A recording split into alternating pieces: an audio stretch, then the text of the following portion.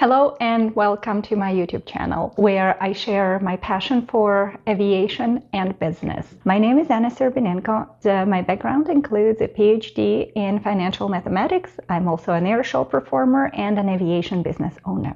However, today's video is coming more from my personal experience. Ever since I was a child, I was interested in how to manage finances, how to handle finances, planning, not just earning money, but also what to do with them after, beyond just the consumer spending. And to me, it has always been a common sense and kind of taken for granted that there is a plan and what needs to be done, and everybody has their objectives and working towards them. And over time I observed that unfortunately it's not the case for everybody. The financial knowledge and planning is not as widespread as I thought it was. And kind of the last drop of the inspiration for this video came from my son, who has just graduated high school. I thought that this would be knowledge that was taught in school and explained to the young adults these days, and unfortunately it was not the case. So we had a series of conversations, several discussions, going over how to handle finances beyond making money and spending money on our everyday needs, but also have long-term goals and working every day, every month towards those goals. Many would think, okay, young people don't have that much money, they don't have much to set aside to invest. Most of the time their income may be just exceeding the basic needs, and basically, is there a point to start thinking about bigger long-term goals? And I would say this is the best time to start thinking about those goals, exactly for this reason. It is important to manage money when you don't have that much money, and this is how you have a plan for growing your financial well-being over time. So here are my tips on how to organize the finances, especially for young people, but really for everybody, and how to get a good start towards financial planning and financial future. So let's get right on it. Let's call it a crash course on personal finance. Some of it will be Canadian specific and some is very, very generally applied. So let's get right in it. First, do not spend more money than you do have.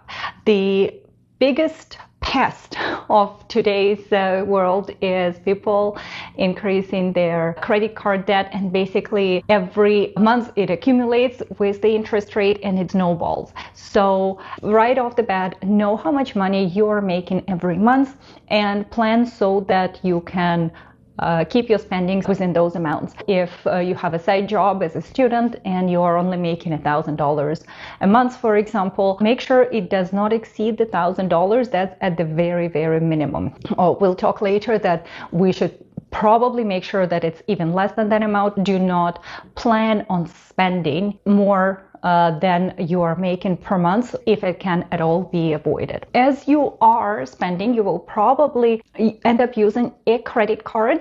It brings me to the next thing to build on is your credit score. From the very beginning, young people can get a basic credit card most of the time with maybe some cashback that your credit card company offers. You can shop around and see what cards are available, and ideally pick a credit card without annual fees. There's again a big selection of those. Just keep your life simple, keep your costs down. Cashback always helps, but most important, don't have the fees. And as you get your first credit card, you will start building your score. I very much suggest creating your account on either Credit Karma or a similar website. Equifax is another option for Canada. Other countries would have different websites. There's websites that I use in Germany or in Switzerland, but basically every country would have some sort of credit reporting agency, and they also are able to tell you as a consumer what is your credit score. It is important to monitor it because you might have some things you're not even aware of, like collections, that a bill that you forgot to pay, for example, for your phone, you're not even aware of it. It can affect your credit score, and later down the road when you come, for example, to a bank to ask for a mortgage, they may deny you the mortgage because of a $50 unpaid bill many years ago. Keep track of that and build your credit score. It is important for building the credit score to pay off your bills on time. You will probably have a phone bill, potentially a car loan, hopefully not, because they tend to be pretty high interest. Obviously, repaying your credit cards. Credit cards will help you build up your credit score, probably one of the fastest ways, as long as you are making at least the minimum payment. Now, should you limit yourself to just the minimum payment on the credit card? Definitely not, which brings me to the next amount. Always pay off your credit cards in full every single month. The interest rates on the credit cards tend to be very, very high. So if a mortgage interest payment would be in the say 5 to 7% these days, hopefully even less in the future as we expect in interest rates decrease. Credit card debt can be 25 to 30%, sometimes even higher. So it is absolutely the most expensive way to finance any of your purchases. And remember, we talked about in a previous point that we don't even want to finance our everyday purchases with a credit card. So if your income is low, don't get a phone plan at $200 a month. Maybe you can find one for $40 a month. Don't subscribe for a membership or subscription, and plan your budget according to what you have coming in every month.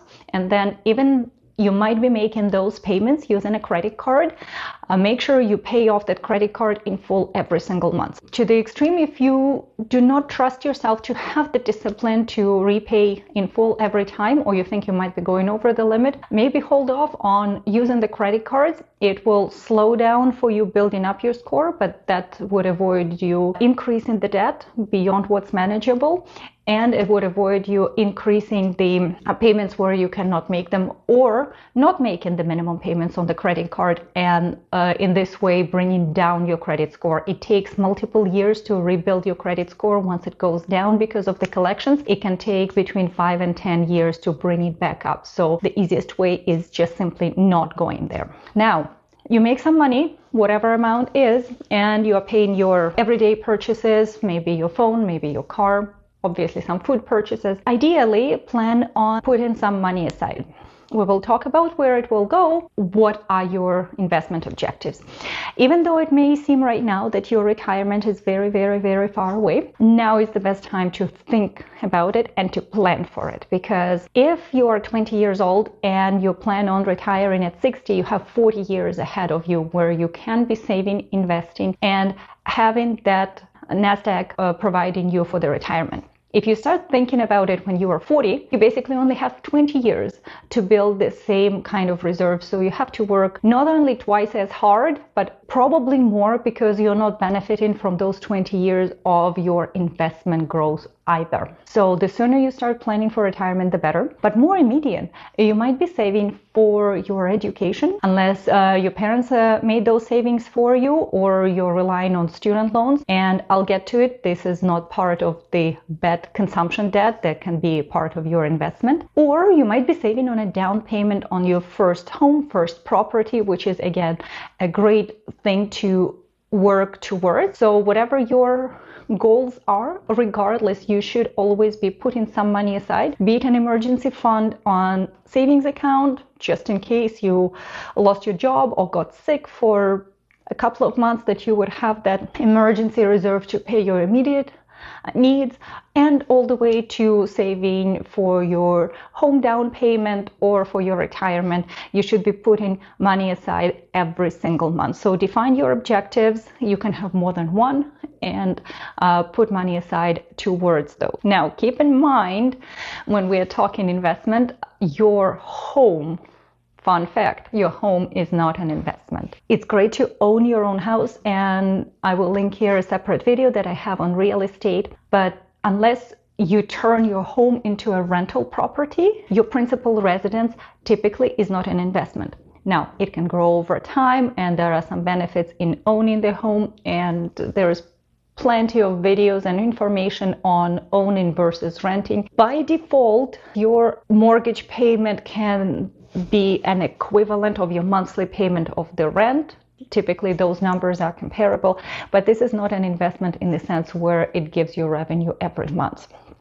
On the other hand, if you do buy a property, you live there in Canada, and you sell it later and there is a gross accumulated, then you will actually end up having some profit, and that profit is even tax-free. So fun fact and a bonus, definitely not a goal on its own, because you still have to make those monthly payments and you don't have tenants that would make them for you. Next thing that might be an investment for you that you might be saving for is your education. There are a couple of ways of looking at it. You typically don't just get immediately paid because you put some money into your training.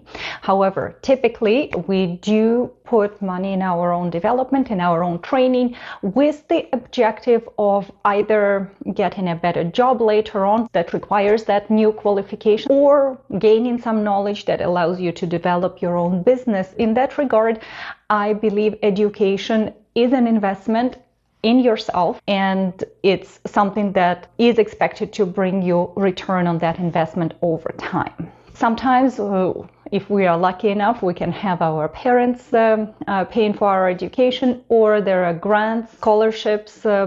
If you have access to any of those, go for it. That's obviously the best deal you can get. Or you can have free education, like, for example, I was lucky to be trained in Europe, in Switzerland, in Germany, where it's not completely free, but it's definitely a much lower cost of education because it's paid by the government, even for international students, whereas you're getting an extremely high quality of education in many universities in Europe. The situation in North America is that typically the cost is relatively high. You may even go taking a student loan, either a government student loan or a bank student loan, to finance. And in this case, it may be a justified loan, and typically they are not as high interest rate as credit cards, and they allow you to pay for your education and then repay that loan once you finish training and you've upgraded your job or business or whatever was the objective of that training. And speaking of education, the next thing is that educate yourself about the finances. You're putting money aside, be it for your first home purchase, your retirement, or any other objective that you're saving for. Know where you want this money invested. For somebody who hasn't done the specific training to go tomorrow and trade on the foreign exchange market or stock exchange, would not be a good idea, because if you don't know what you're doing, you have a high probability of not getting the return on investment or even losing your investment money. Mutual funds, savings account, real estate investment, even crypto, everything needs specific knowledge and knowing what you're doing, what the objective, what the timelines are. It's not something I can explain in a few-minute video, but invest your time and effort into learning about different kinds of investments, and hire a consultant. It doesn't have to be an expensive financial advisor. Often enough these days, you can get a personalized advice, investment advice, from your bank. Banks these days expect that you, as young people, when you're starting investing, even if it can be $10 a month, it doesn't matter. But as you start investing, you will become a customer of that bank for a long time to come, and they will benefit from managing your investments for many decades to come. Banks are very willing to invest their time and effort into educating you, into advising you, and building loyalty towards their bank, towards their institution, and handling your money well. So this is a resource that is typically available to you, and I very much suggest to use it. The next is the time frame. So once you have your financial objectives and you know what you're working towards, set the time. For example, if you are saving for your first home and you're saying, I want to have a down payment for my first apartment 5 years from now, and for example, you need $20,000. So you know that if you need to save this money for 5 years, you'll probably need to put aside about $4,000 every month. Maybe a little bit less, considering that your investment will be growing over time.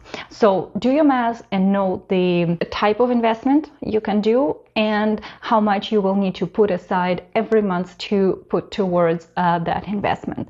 On the other hand, if you know it's a shorter term, you also by that define the kind of investment you want to put your money in.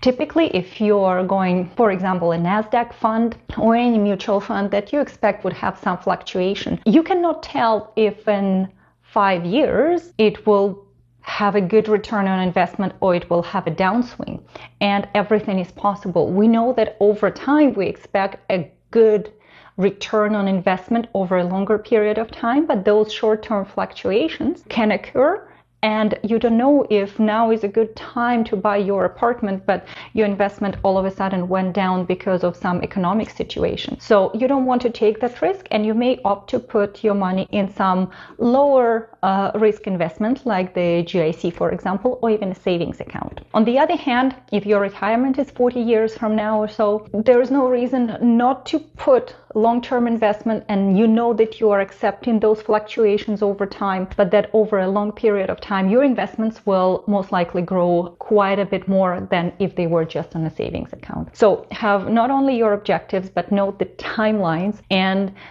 based on your timelines determine what kind of investments are appropriate for each of your investment goals. Once you have determined your investment goals and your investment horizons, it is very, very important to avoid any emotions. Investment is purely calculation. The time on the market is more important than timing the market. So if you're trying to catch on the stock market that 1 week of the day where you have the most upswing, there is a fairly high chance that you will miss that, and then the rest of the year is not as profitable for you. If instead you put your money into the stock market on January 1st and you take them out on December 31st, so you have a full year of the time on the market, you will catch the entire year, including that 1 week when it has the most upswing, some downswings, but on average your investments will grow along with whatever investment you made, and you don't have to worry about those fluctuations. It is also important not to panic on the market, and the moment you have the slightest downswing that you put your money, oh no, my investments are not growing and I may be losing something. Again, depends on the investment, but for the most part those fluctuations on the market are perfectly normal. This is how the economy grows over time, but it has a short-term up and downs.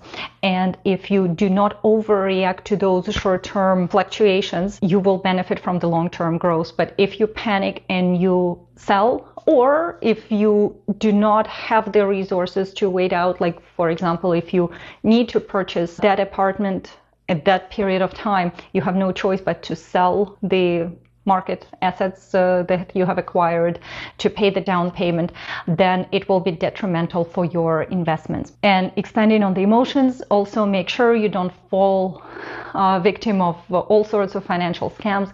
Really check your sources and work with the proven investment companies. Usually the big banks are pretty good with it. Avoid anything that looks fishy, any small companies that you are not even sure of. They might be legit, but they might not be, and if you don't have a way to verify, better being safe than sorry.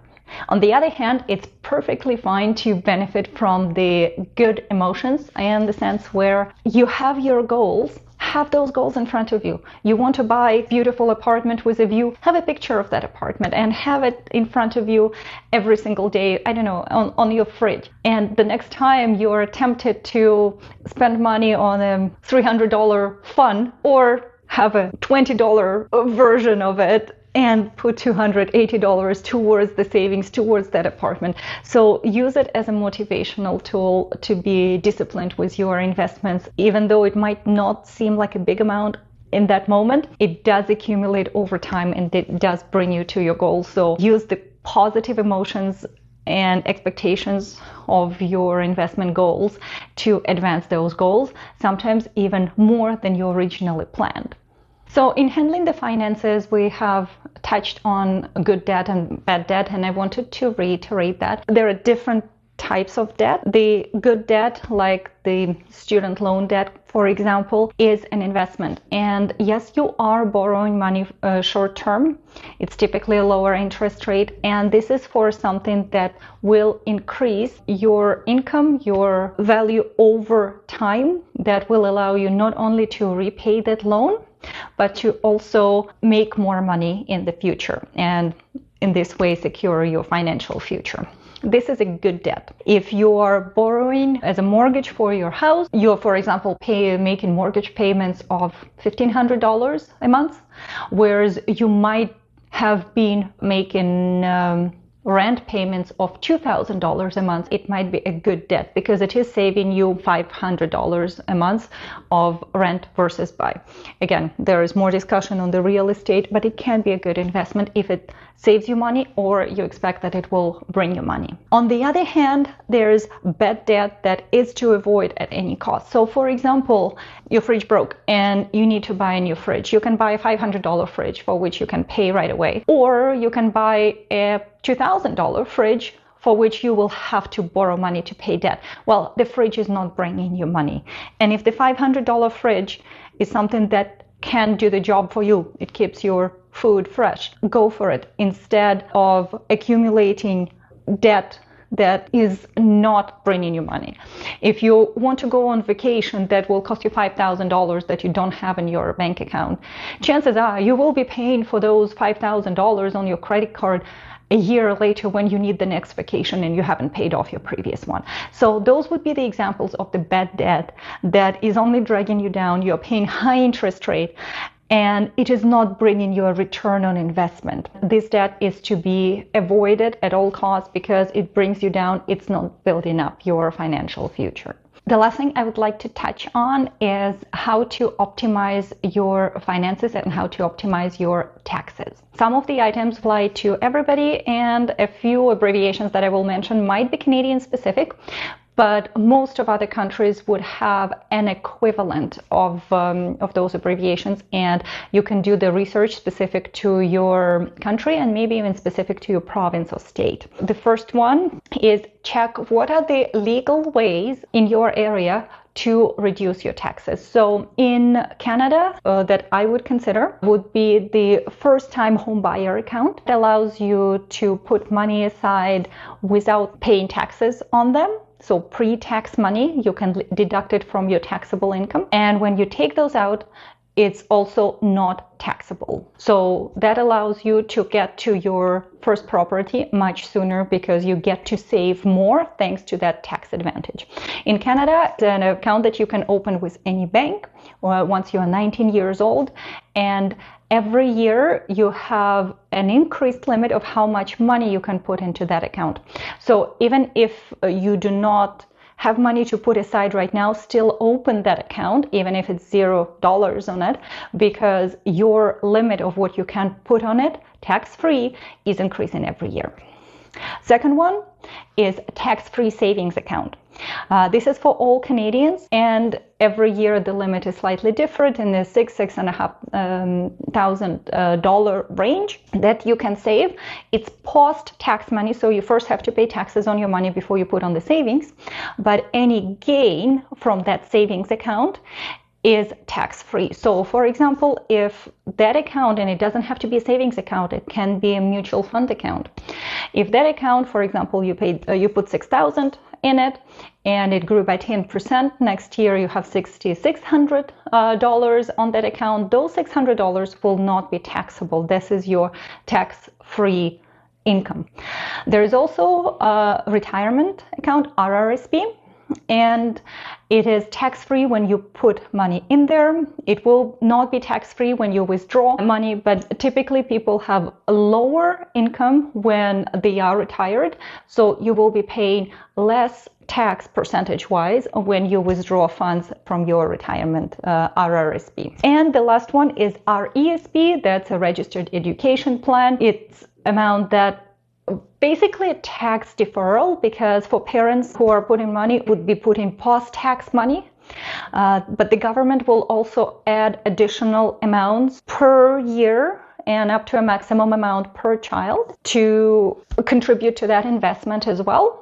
And then later on, when you withdraw these funds, the growth of that account will be taxable, but on the other hand, you will also have education expenses that are usually tax deductible, and one usually offsets the other. So you most of the time will not end up paying taxes on the growth on that account. So this is a good way to have a head start and not end up with student debt at the end of your education. Another way of reducing your taxes or to benefit from the reduction of taxes is to look to various government grants, tax deductions, and it can be anything from dental expenses or education expenses.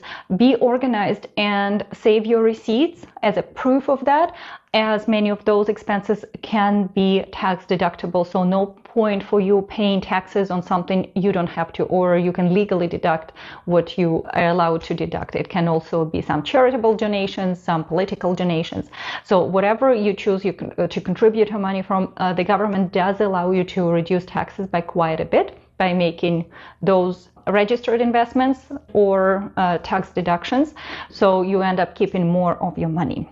If you were employed, your employer most likely deducted expected taxes from you, but once you put your tax return through, you can get tax refund because once you submit your deductions, you probably overpaid the tax. So you want your money back from the government always. And just the last thing, you can also consider structuring your income so that you can deduct some of your expenses before you even have to pay taxes. And again, it's all perfectly legal.